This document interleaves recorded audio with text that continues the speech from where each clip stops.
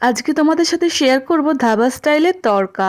এখানে পনিরটা ভেজে তুলে রেখেছি আর দুটো ডিম ভেজে তুলে রেখেছি, আর কেটে নিয়েছি পেঁয়াজ, ধনেপাতা, টমেটো।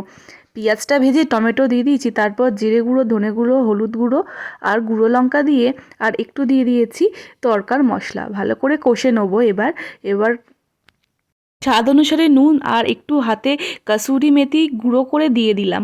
এরপর এটাকেও ভালোভাবে একটু নেড়েচেড়ে নেবো।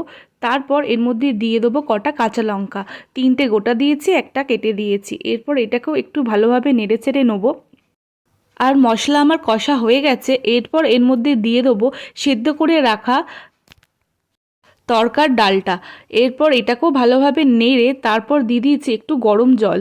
তারপর এটাকে নেড়ে চেড়ে একটু এখানে কেটে নিয়েছি রসুন আর একটুখানি গুঁড়ো করে দিয়ে দিয়েছি কাসুরি মেথি। তারপর ভেজে রাখা পনিরটা দিয়ে নেড়ে চেড়ে একটা অন্য কড়াই ঘি দিয়ে নিয়েছি, তার মধ্যে দিয়ে দিলাম এই রসুন আর কাসুরি মেথিটা।